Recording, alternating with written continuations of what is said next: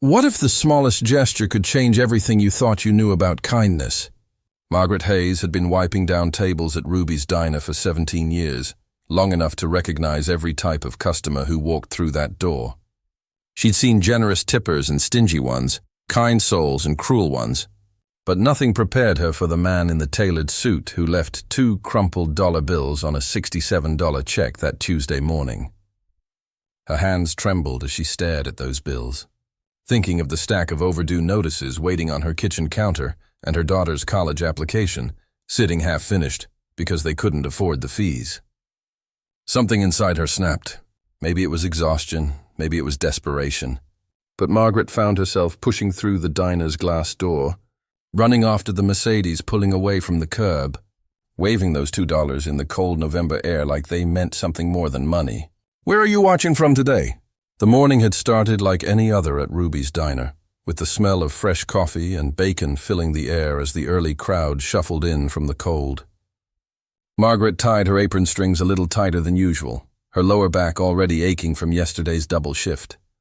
She'd been at this job since her husband passed away, raising Emma on her own, watching her little girl grow into a brilliant young woman who deserved every opportunity Margaret never had. The college acceptance letter had arrived last week, and with it, a reality that felt both thrilling and terrifying. They needed every penny. The man walked in around 9:30, when the breakfast rush had settled into a comfortable hum. Margaret noticed him immediately because he stood out like a diamond in a drawer of old buttons. His charcoal suit probably cost more than she made in 3 months, and his shoes had that deep shine that came from professional polish, not the kind you did yourself at home. He carried himself with the quiet confidence of someone who'd never worried about making rent or choosing between groceries and medicine. She seated him by the window, handed him a menu, and watched him barely glance at it before ordering the most expensive breakfast on the menu without looking at the prices. "I'll have the steak and eggs. Medium rare, wheat toast and black coffee," he said, his voice flat and businesslike. He didn't smile. He didn't make eye contact. His fingers moved across his phone screen with practiced efficiency, and Margaret recognized the universal language of someone too important to be bothered with pleasantries. She'd served hundreds like him over the years. Men who treated servers as invisible conveniences rather than human beings. But something about this particular morning, this particular man, settled like a stone in her stomach. Maybe it was the way he never once looked up when she refilled his coffee. Maybe it was how he waved her away mid-sentence when she asked if everything was all right. Or maybe it was just that she was tired, bone-tired, of being treated like she didn't matter. The meal passed without incident. He ate methodically, checking his phone between bites, his face a mask of concentration on whatever business consumed his attention. Margaret went about her other tables, laughing with the regular customers who knew her daughter's name and asked about her college plans. Mrs. Patterson, who came in every Tuesday for blueberry pancakes, squeezed Margaret's hand and said, "That girl of yours is going places. You mark my words." The warmth of that moment made the cold indifference of the man by the window even more pronounced. When he finally stood to leave, Margaret brought his check to the table. $67.32. He pulled out a sleek leather wallet, counted out exact bills with crisp precision, and left them on the table with $2 additional. No words, no acknowledgement. He simply stood, adjusted his tie, and walked toward the door with the same mechanical efficiency he'd displayed throughout the entire meal. Margaret stared at those $2 for what felt like an eternity. Around her, the diner continued its familiar rhythm, the clatter of dishes, the low murmur of conversation, the hiss of the griddle. But in that moment, everything narrowed to those 2 crumpled bills. $2 on a $67 check, less than 3%. She thought about Emma's college application fee sitting unpaid at home. She thought about the electricity bill she'd have to negotiate again. She thought about every kind word and genuine smile she'd given that man during his meal, and how none of it had registered as worthy of basic human decency in return. Something rose up in her chest, hot and unfamiliar. It wasn't just anger, though there was plenty of that. It was frustration at years of swallowing pride, of smiling through disrespect, of pretending that being invisible was acceptable. Her co-worker Linda looked over and saw her face. "Honey, don't," Linda warned, recognizing the look. But Margaret was already moving, grabbing those $2. Her sensible work shoes carrying her toward the door faster than she'd moved in years. The cold November air hit her face as she burst onto the sidewalk. The black Mercedes was already pulling away from the curb, its expensive engine purring softly. Without thinking, without planning, Margaret ran into the street, waving those $2 above her head like a flag of surrender, or perhaps a declaration of war. "Sir," she called out, her voice cracking with emotion. "Sir, you forgot something." The Mercedes brake lights flared red in the gray morning light. For a terrible moment, Margaret thought he might just drive away, leaving her standing in the middle of the street like a fool, still clutching those insulting bills. But the car stopped. The engine idled, and slowly, almost reluctantly, the driver's door opened. He stepped out with the same measured control he'd displayed in the diner, but something had shifted in his expression. The cold mask had cracked, revealing something underneath that Margaret couldn't quite read. Confusion, maybe, or annoyance. He walked toward her with quick, purposeful steps, and she found herself rooted to the spot, suddenly aware of how ridiculous she must look. A middle-aged waitress in a coffee-stained apron, shaking $2 bills at a man who probably spent more than that on his morning dry cleaning. "You left this," Margaret said, and her voice came out steadier than she expected.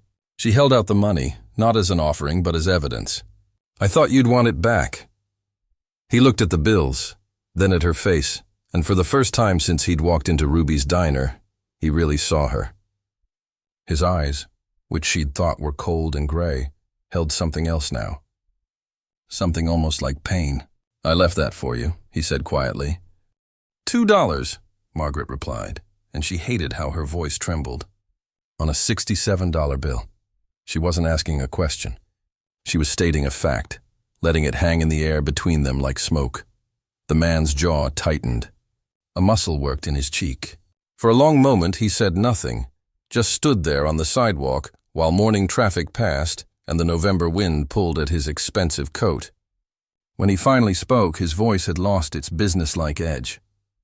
"I'm sorry," he said, and the apology sounded sincere, which somehow made it worse. "I wasn't thinking clearly." "No," Margaret agreed. "You weren't." She should have stopped there. She should have handed him the money and walked back inside with whatever dignity she had left. But 17 years of swallowed words came bubbling up, unstoppable now. "Do you know what $2 means to someone like me? It means you looked at my service, at the smile I gave you and the coffee I kept fresh and the food I brought hot to your table, and you decided all of that was worth $2 of your time. It means you looked at me and saw someone who didn't matter." Something crossed his face then, raw and unguarded. "That's not," he started, then stopped. His hands, which had been so confident signing his credit card slip, now hung awkwardly at his sides. "You're right," he said finally. "You're absolutely right." He reached for his wallet again, pulling it out with hands that shook slightly. "Let me fix this, please. I don't want your money," Margaret interrupted, surprised to find she meant it. "I want you to understand that people like me, we're not invisible. We have families. We have dreams. We have daughters applying to college and bills we can't pay and dignity that matters just as much as yours does." The words poured out now, years of silent service finding voice.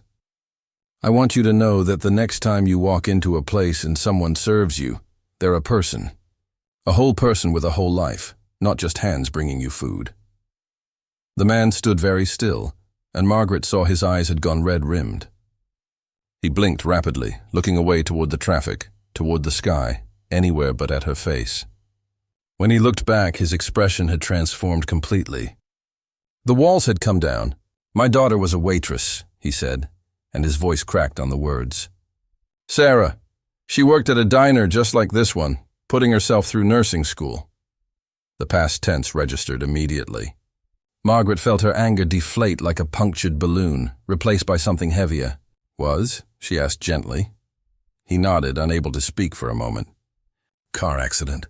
2 years ago. She was 24. He pulled out his phone, not to check messages this time, but to show Margaret a photo. A young woman with her father's eyes and a warm smile, wearing a diner uniform almost identical to Margaret's. I treated her the way I treated you this morning. Always too busy, always too important, always checking my phone instead of really listening. I told myself I was working hard for her, building something for her future, but really I was just absent. And then she was gone, and I never got the chance to tell her I was sorry. I never got to tell her she mattered more than any business deal or phone call or meeting. Margaret's throat tightened. She looked at the photo, at this girl who would never get to finish nursing school, never get to chase down customers who didn't appreciate her service, never get to grow old and tired and fierce like Margaret herself had become. "I'm so sorry," she whispered. "I come to diners sometimes," he continued, his voice barely audible above the street noise.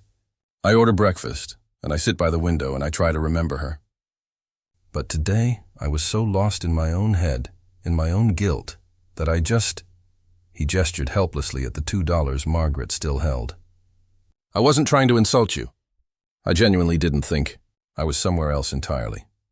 If this moment touched your heart, please give this story a thumbs up. It helps us share more stories like this one." The $2 felt different in Margaret's hand now. Not like an insult, but like something else. Like grief taking the wrong shape. Like pain expressing itself in ways that hurt others. She looked at this man, this father who'd lost his daughter, and saw not the cold businessman from the diner, but someone carrying a weight she couldn't imagine. "What was her name again?" Margaret asked softly. "Sarah," he said, and saying it seemed to break something open in him.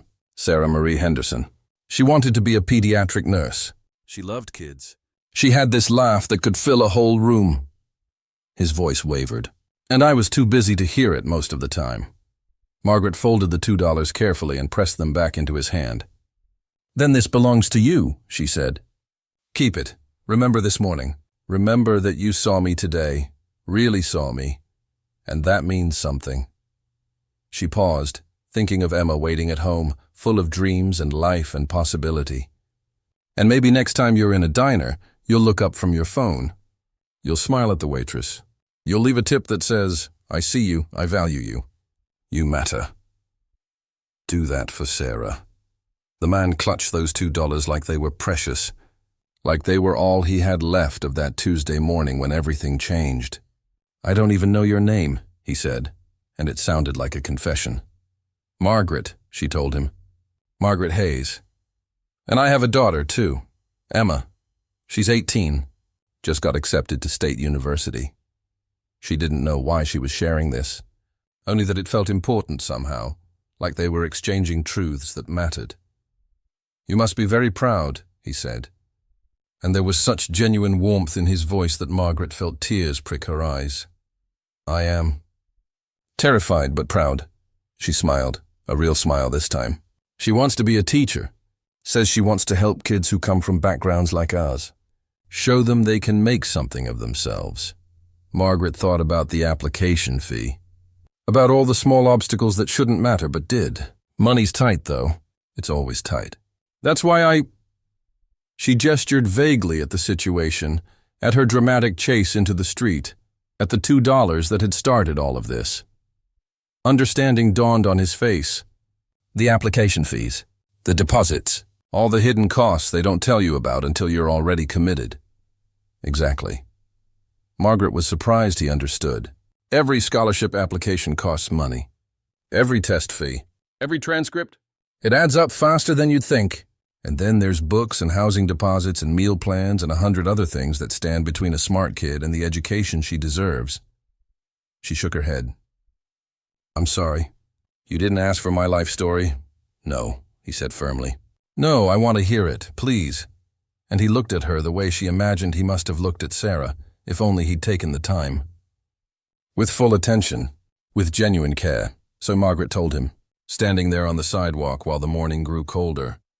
She told him about Emma's straight A's and her volunteer work at the library, and how she taught herself Spanish from YouTube videos because their school couldn't afford a language teacher. She told him about the nights Emma studied until midnight and still woke up early to help Margaret prepare for her shift. She told him about dreams deferred and bills juggled and the constant weight of trying to give your child the world when you could barely afford a corner of it. And he listened. Really listened. Not checking his phone, not looking away, not offering empty platitudes. He listened the way people who've lost someone learn to listen, with every part of himself, as if her words were precious and fleeting, and might disappear if he didn't catch them carefully. Sarah used to tell me stories about her tables, he said when Margaret finished. The regular who always asked about her classes. The old couple who left her $50 once because they knew she was saving for textbooks. The manager who let her take home the leftover soup at the end of her shift. His voice grew thick. I never really listened. I'd say, "That's nice, honey," while reading emails. I thought I was building something for her, but I was missing her entire life. Margaret reached out, surprising herself, and touched his arm. Just briefly, just enough to connect. "You can't change the past," she said gently. "But you're here now. You stopped your car.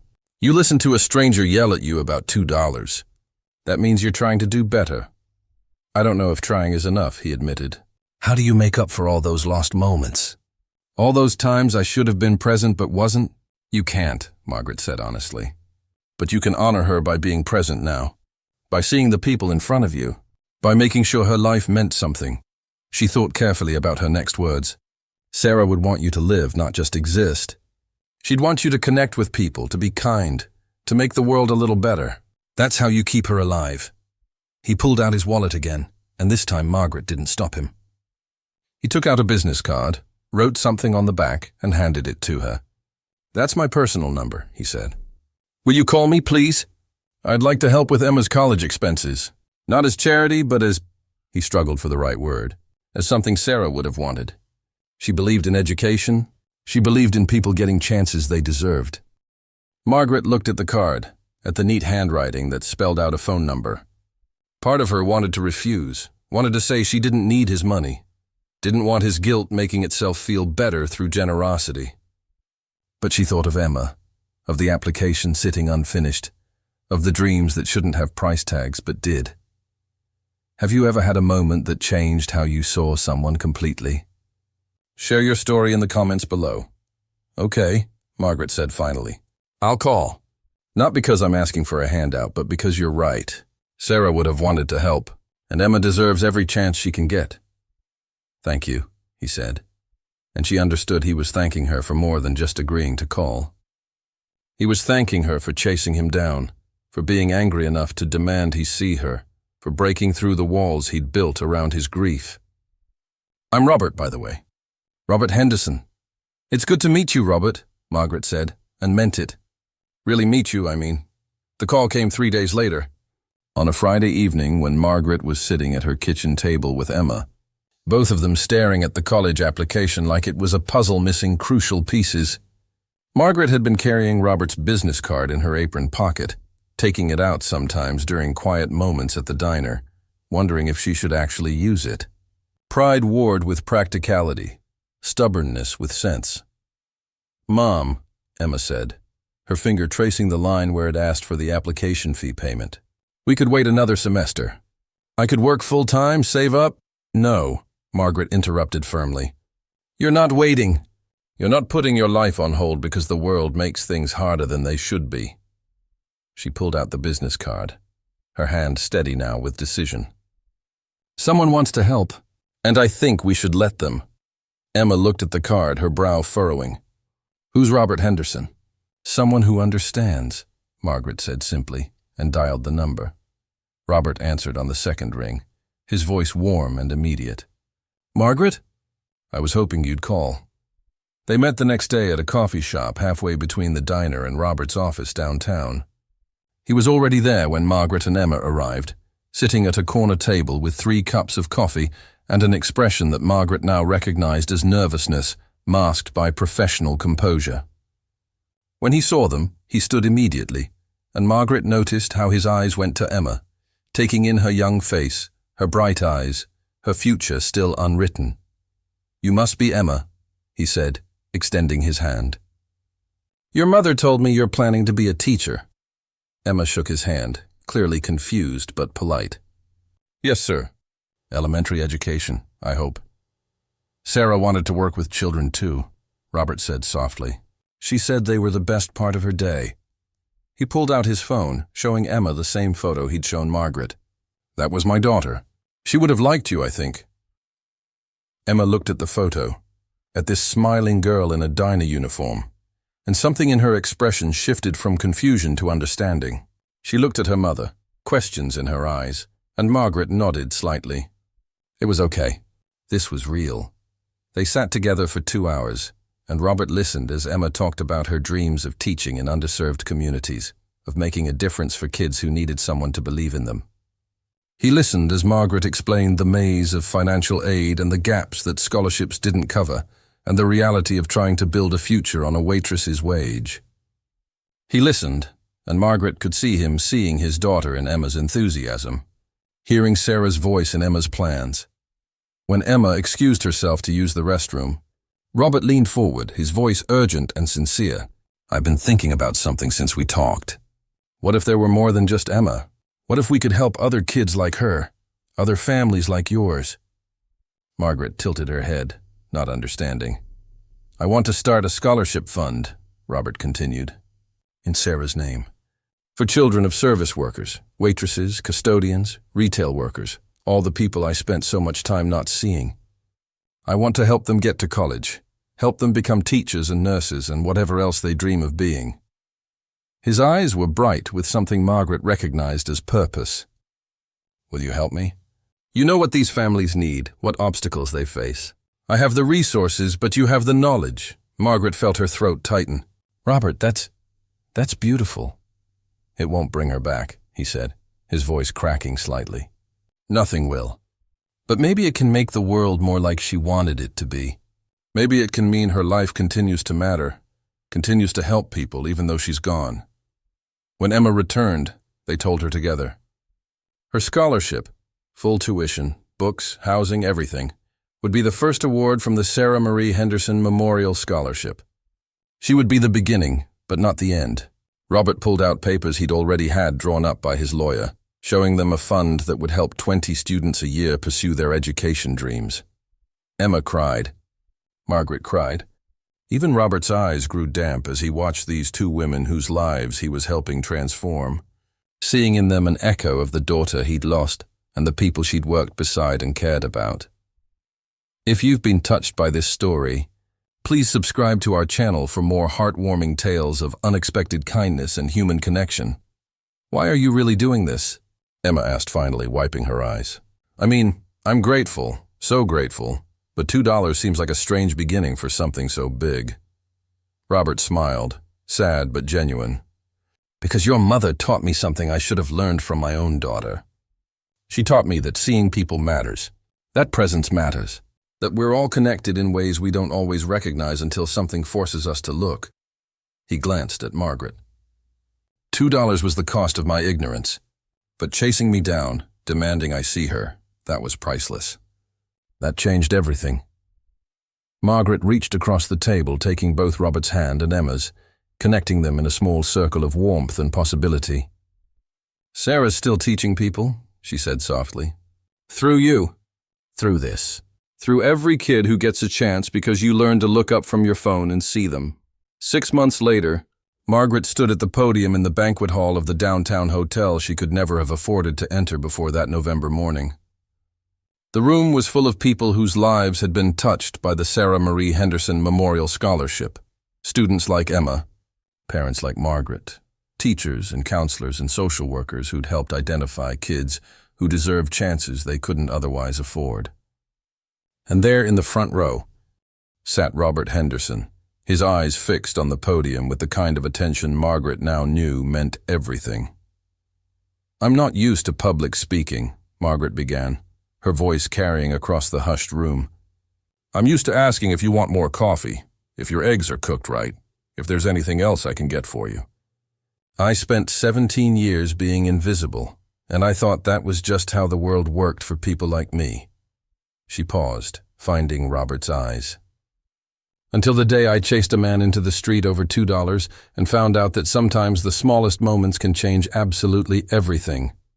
She told them the story then, the whole truth of it. The insulting tip and her desperate chase and the anger that had made her brave enough to demand recognition. She told them about Robert's grief and his daughter and the walls that had kept him from seeing the people right in front of him. She told them how $2 had become 20 scholarships and how loss had transformed into legacy. The room was silent except for the occasional sound of someone crying softly. Sarah never knew her father would do this, Margaret said, her voice trembling with emotion. She never knew that her life, cut short as it was, would go on helping people long after she was gone. But I think she'd be proud. I think she'd see these 20 young people getting ready to start college and know that she's part of their story now, part of their future. She looked at Emma, sitting with the other scholarship recipients, her face glowing with possibility. I know I'm proud. Not just of my daughter, but of all of them. And I'm grateful, so deeply grateful, that one angry waitress and one grieving father found each other on a cold November morning and decided to turn pain into purpose. Robert came to the podium after her, and Margaret saw how different he looked now from that distant businessman who'd barely glanced up from his phone. He was present, fully, completely present. I spent 2 years existing in a fog of guilt and regret, he told the room. I thought the best way to honor Sarah was to work harder, make more money, build a bigger empire. I thought success was the memorial she deserved. He shook his head. But Margaret taught me that the best memorial is connection. It's seeing people. It's being present in the moments we're given. Because we never know how many we have left. He talked about establishing a foundation that would expand beyond scholarships, creating mentorship programs and emergency funds for service workers facing crises, building networks of support for families trying to give their children better futures. He talked about the applications already pouring in for next year's scholarships, about the lives they would touch, about the ripples spreading outward from one moment of honest confrontation on a street corner. When the formal program ended, Margaret found herself surrounded by scholarship recipients and their parents, all wanting to thank her, to hear the story again, to tell her their own stories of struggle and hope. Emma stood beside her, and Margaret saw in her daughter's face the teacher she was becoming, the woman who would go on to change other lives the way her own had been changed. Robert appeared at her elbow during a quiet moment, 2 cups of coffee in his hands, proper coffee from the hotel's fancy setup. Not the diner kind they'd first met over. I brought you something, he said with a slight smile, handing her one of the cups. You didn't need to do that, Margaret said. But she took it anyway, warming her hands on the expensive china. Actually, I did. He reached into his pocket and pulled out 2 worn dollar bills. The same ones she'd chased him down with 6 months ago. He'd kept them all this time. I wanted to give these back to you. Not because they don't matter, but because they do. They're the 2 most important dollars I've ever spent. Because they bought me something money usually can't buy, a chance to wake up, to change, to become someone Sarah would have been proud of. Margaret looked at those bills, seeing not insult but transformation, not ending but beginning. Keep them, she said firmly. Frame them and put them in the foundation office. Let them remind everyone who sees them that the smallest things can matter most. That $2 can change the world if we let them. Robert nodded, his eyes bright with tears and joy mixed together. She would have liked you very much, you know. My Sarah. She would have said you remind her of herself, fierce and kind and unwilling to accept the world as it is when it could be better. I wish I'd known her, Margaret said honestly. You do know her, Robert replied softly. She's in every scholarship we award. She's in every kid who gets a chance they wouldn't have had otherwise. She's in every moment I choose to be present instead of distant. You helped me see that. You helped me understand that she's not gone. She's just taking different forms now, living through the good we do in her name. The evening ended with embraces and tears and promises to stay connected. Emma and Margaret drove home through streets that looked the same, but felt different, charged with possibility and change. The college application that had seemed impossible 6 months ago was now complete, accepted, and fully funded. Emma would start in the fall, beginning a journey that would transform her life and, eventually, the lives of all the students she would go on to teach. That night, before bed, Margaret took out her phone and looked at the photo Robert had sent her. Sarah in her diner uniform, smiling that room-filling smile so young and full of dreams. She sent a silent thank you to this girl she'd never met. This girl whose loss had opened doors and changed lives, and brought two strangers together in grief and anger, and ultimately, hope. In the morning, Margaret would go back to Ruby's diner. She would tie her apron and pour coffee and serve eggs to customers both kind and difficult. But she wouldn't be invisible anymore. She'd learned that being seen wasn't something you waited for. It was something you demanded, with courage and dignity, and the fierce insistence that your life mattered. And now, through the foundation, she had a platform to help others demand the same thing. If you enjoyed this story of how one moment of courage transformed lives, please take a moment to like this video, share your thoughts in the comments about a time when a small gesture changed your perspective, and subscribe to our channel for more heartwarming true stories that remind us of our shared humanity. Thank you for being here, for listening, and for believing that kindness can grow from the most unexpected seeds. May you always have the courage to chase someone down when it matters, and may you always look up from your phone long enough to see the people right in front of you.